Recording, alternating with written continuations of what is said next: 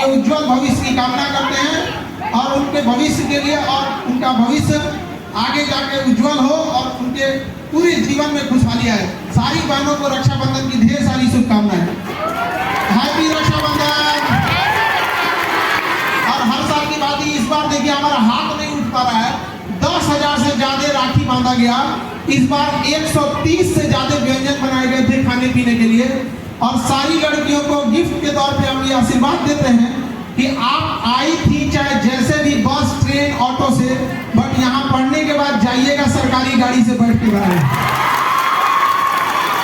और आज रक्षाबंधन के दिन उस बहन को श्रद्धांजलि, जो हमारे बंगाल में जो मेडिकल डॉक्टर के साथ जो घटना हुई, इसके लिए पूरा देश शर्मिंदा है। हर भाई को ऐसा होना चाहिए कि उसके बगल में बैठी किसी भी लड़की को सुरक्षा महसूस हो। हर पुरुष ऐसा अपने आप में बने। ये पुरुषों के अंदर एक बहुत बड़ा खराबी देखते हैं कि अपनी बहन के लिए शेर बन जाते हैं, दूसरी बहन के लिए कुत्ता बन जाते हैं। ऐसा मेंटेलिटी नहीं होना चाहिए। यहाँ पर देश में खुशहाली से बहनें रह सके, यही आज के दिन हम कामना करते हैं। और पूरे देशवासियों को रक्षाबंधन की ढेर सारी शुभकामनाएं।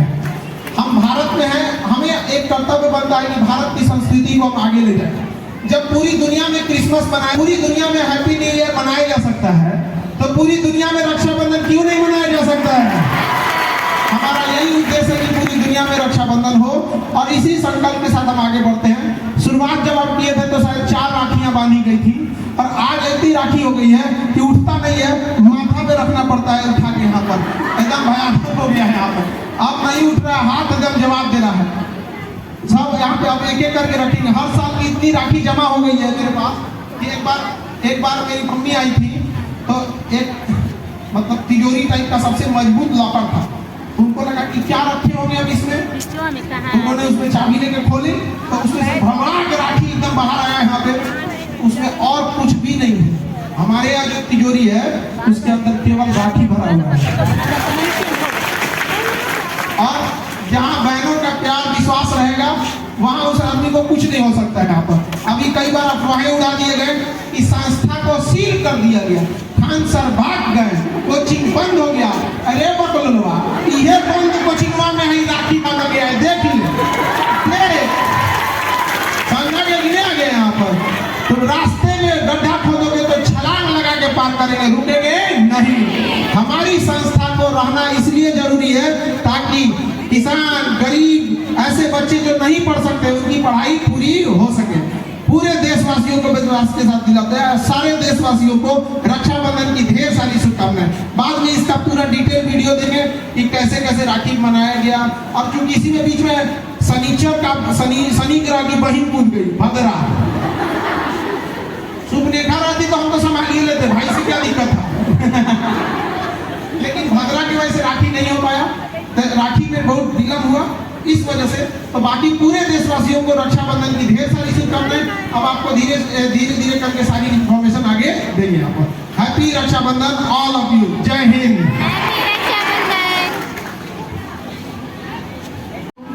क्या ईश्वर को दे सकती हूँ?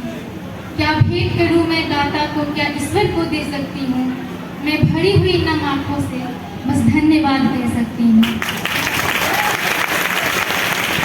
मैं आया दूसरे नगरों से, इस बगिया में ज्ञान मिला। मैं आई दूसरे नगरों से, इस बगिया में ज्ञान मिला। जो सर्वश्रेष्ठ हो सकती है, जीवन जीने का सार मिला। क्या भेंट करूं इस बरगद को, छाया को क्या दे सकती हूँ? क्या भेंट करूं इस बरगद को, छाया को क्या दे सकती हूँ? गदगद होके शीश झुका के धन्यवाद दे सकती हूँ। मेरे जीवन के सफर में आपने जो सहयोग किया, मेरे जीवन के सफर में आपने जो सहयोग किया, अपना सब ज्ञान देकर हमको जो कृतज्ञ किया। क्या भेंट करूं मैं दानी को, क्या भेंट करूं मैं दानी को, पर्वत को क्या दे सकती हूँ? करबंद खरा व स्नेह भरा मैं धन्यवाद कह सकती हूँ। जो सरल बना दे जीवन को, जो सरल बना दे जीवन को, वह अनुभव का भंडार मिला। जो सफल बना दे जीवन को, ऐसे गुरुओं से ज्ञान मिला।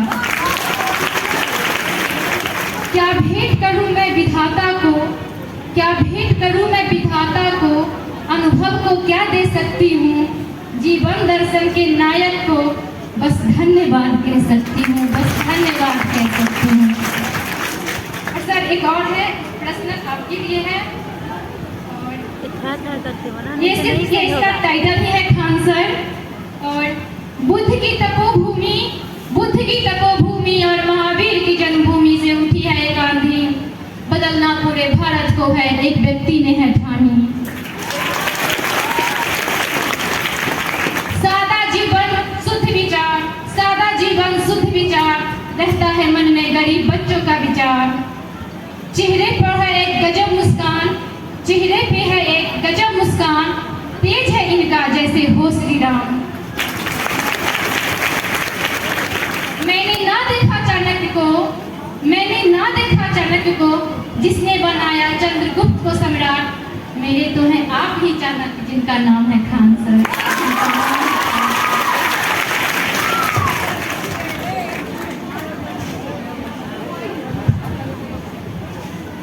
इस स्टेज पे आने के लिए बच्चों को बहुत मेहनत करनी पड़ती है और सर मुझे इस स्टेज पे बुलाए हैं।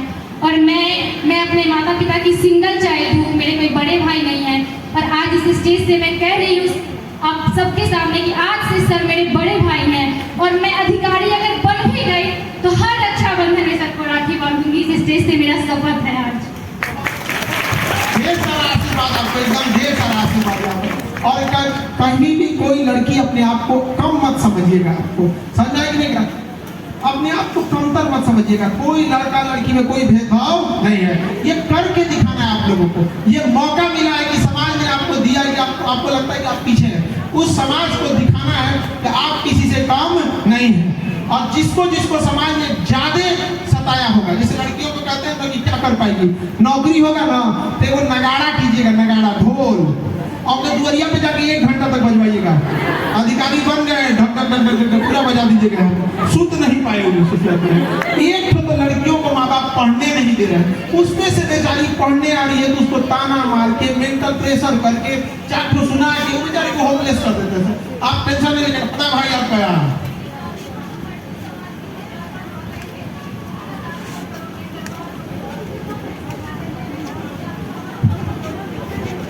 अरे यार बढ़िया। आपकी दादी को बोलते लोग, हाँ गर्ल्स के सामने ये प्रेशर होता है ना कि ब्याह शादी कर दो, कहिएगा कि सरकारी गाड़ी में जाएंगे, वो दूल्हा वाला गाड़ी में नहीं, ठीक है?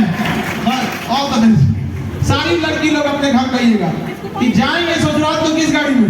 सरकारी गाड़ी में। और कोई चीज बोलेरो में 4 को फूल सजा दिया लेके चल जाएगा यहाँ पे, वैसे नहीं। अब वो रूल चेंज करना है, समझा कि नहीं? आप मन लगा के एकदम पढ़ाई करना है आप लोग को। जिस फील्ड में रहेंगे आप लोग एकदम बेहतर करते रहिए, ठीक है? और बाकी आप लोग बैठे रहिए, अभी सारा मैनेजमेंट है, खाना पीना खा के जाना। ऊपर भीड़ ज्यादा लग गई है, ड्यूटी तो बहुत मुश्किल, इसमें क्या दिक्कत है? तब जब उसको लहरेगा ना तब समाज को समझ में आएगा यहाँ पे। और एकदम आराम से बताना है, समझ रहा है कि नहीं आ रहा है? तो जॉब लेना है आप लोगों को, अपने पैरों पे खड़ा होना है, वरना माँ बाप चेहरा नहीं दिखा पाएंगे आप खाली हाथ लौटिएगा। तो रिवीजन कीजिए, मन लगा के पढ़ाई कीजिए। और 75 आएंगे 75 जाएंगे, जिंदगी भर साथ वही देगा जिसको पापा खोज के लाएंगे। समझा कि नहीं आ गया?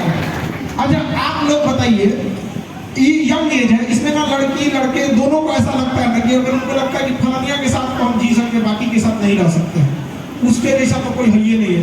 140 करोड़ लोग रहते हैं देश में, कई को देख ले हो, एक तारा टूटने से कोई आसमान सुना नहीं होता है। जीवन किसी के लिए नहीं रुकती है, लेकिन यंग एज में ना इंतजार नहीं हो पाता है।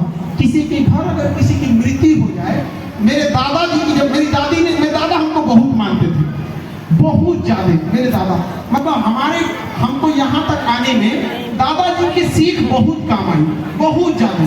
वहाँ पे दादा हमको बहुत मानते थे। मेरे गोद में मेरे दादाजी की मृत्यु हुई थी, गोद में हम उनका सर दबा रहे थे और टहलते हुए आए थे, कहते बाबू पैरवा दबा दो, पैर दबा रहे, कहते सर दर्द कर रहा है, दबाए ना। उसके बाद मेरे गोद में उनकी डेथ हुई थी। जिस दिन डेथ हुई थी ना, ऐसा लग रहा था प्रलय आ जाता, ऐसा लगता था कि दुनिया खत्म हो जाए, हम नहीं रह सकते। लेकिन धीरे धीरे धीरे हम वक्त के साथ जीना सीख लेते हैं। इसलिए कभी कोई गलत ख्याल आए मन में कि हम क्या कर सकते हैं, हमारा कुछ नहीं हो सकता है, रिजल्ट नहीं हुआ तो सुसाइड कर लेंगे। बाबू हम लोग जब इंटर में पढ़ते थे ना, बड़ी थक हार के एनडीए में जाके, एनडीए का एग्जाम यूपीएससी लेती है और इंटर का लड़का को यूपीएससी, एनडीए का कभी पेपर देखिएगा ना, सीजीएल वाला इंग्लिश, सीजीएल वाला मैथ, यूपीएससी वाला जीएस और आईआईटी वाला मैथ। सीजीएल वाला मैथ नहीं है, आईआईटी वाला मैथ। पगला जाता है दिमाग आदमी का, करता क्या है। उस समय हम लोग को समझे में नहीं आता था कि हुमायूं कौन है। इंटर में हमने साइंस से पढ़े थे, पता ही नहीं चलता था चंद्रगुप्त, हुमायूं, उष्णकटिबंधीय, ज्योग्राफी पॉलिटी सब एक ही में हो जाता था। लेकिन धीरे धीरे हुआ कि नहीं हुआ, हम लोग का भी रिजल्ट नहीं हुआ था, हम लोग भी बड़े उदास हो गए थे। ऐसा लगा था कि जीवन में कुछ नहीं कर पाएंगे। जब हम एसएसबी इंटरव्यू दिए, वहां से जब छट के आए, मेडिकल बहुत टफ होता है, तो एक कमांडो थे अकबर भैया, वो एनएसजी के कमांडो थे। वो हमको एक बात बोले थे कि हम लोग 12th में जस्ट 12th पास किए थे, 1 महीना हुआ था, 2 महीना 12th पास किए। जब 12th का लास्ट पेपर था, उसके 1 हफ्ता बाद एनडीए का पेपर था। अप्रैल में होता है एनडीए। कोई अगर जैसे चुनाव ना हुआ तो मई में भेज दिया, अलग बात है, लेकिन अप्रैल में ले लेता है। तो वो क्या बोले थे कि इंटरमीडिएट के बाद अगर तुम लोग अपने करियर के बारे में सोचने लगे, गारंटी तुम लोग ठीक ठाक जगह पे जाओगे।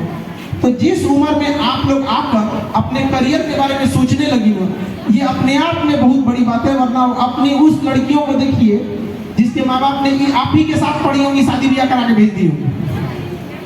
आप उनका मेंटल लेवल अपना मेंटल लेवल में अंतर देख लीजिए।